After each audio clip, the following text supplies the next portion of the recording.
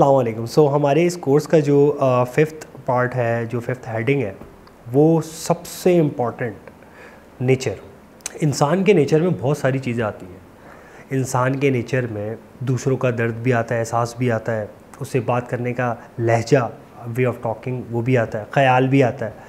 अगर रिस्पेक्ट का लेवल अगर आप फ़र्ज़ करें कि अगर आपसे कोई नीचे तो बोलना नहीं चाहिए, लेकिन सम हाउ कुछ सिचुएशंस ऐसी होती हैं, to be very honest, to be very straight, in my experience, मैं आप लोगों के साथ ये वाला जो पॉइंट है इसको बड़े दिल से शेयर करता हूँ। उसकी वजह ये है, अगर आपका नेचर परफेक्ट है, अगर आप समझते हैं कि आपका नेचर से लोग आपको ज़्यादा जानते हैं, आपकी नीड है, लोग आपको पहचानते हैं, आपका वेट करते हैं, आपका इंतज़ार करते हैं, आपसे मिलना चाहते हैं, आपसे बात करना चाहते हैं, तो ऑफ़ कोर्स कि वो कहीं ना कहीं आपका जो नेचर का फैक्टर है वो थोड़ा सा अच्छा है और उसको मज़ीद और बेहतर किस तरह से बनाना है। लेकिन नेचर आपका, अगर आप किसी भी आप डेली बेसिस पे ऑफिस में कहीं भी सड़कों पे आप जा रहे होते हैं, लोग आपके पास बैठे हुए होते हैं, तो स्टोरीज़ हैं, इसमें भी मेरी अपनी लाइफ की बहुत स्टोरीज़ हैं। लेकिन इस नेचर में इंसान काम करवाने की सलाहियत को पैदा करवा लेता है।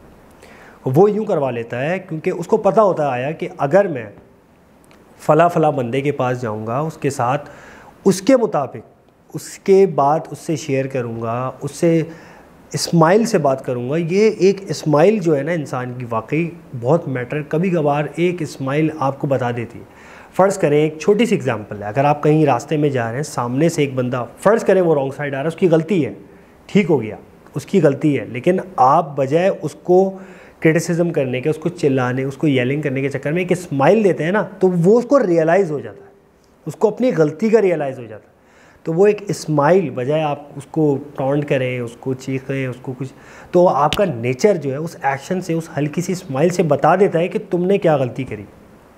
तो वो फिर सोचता है कि हाँ यार, मैं ही, ऑटोमेटिकली उसका माइंड एक्सेप्ट करने लगता है कि हाँ यार, इसने स्माइल देकर गया लेकिन गलती मेरी है, मैं रॉन्ग साइड आया हूँ। इसी तरह की बहुत सारी बातें कि अगर हम कहीं जाते हैं रास्ते में, अब हमारा कहीं बैंक, मेरी फील्ड है उसके हिसाब से मुझे बैंक जाना होता है, कहीं भी जाना होता है, तो मेरी सबसे पहली मुलाकात जो गेट के जो चौकीदार वगैरह होते हैं, जो हमारे प्यून होते हैं, उनसे होती है। तो हम उनके साथ सलाम दुआ के, पता होता है अगर आपका नेचर, तो डेली बेसिस पे वो आपको याद करता है, यार फ़ला बंदा नहीं आया, वो आके हंसी मजाक करता था, मुझसे बातें करता था। तो ये नेचर में बहुत ज़रूरी है।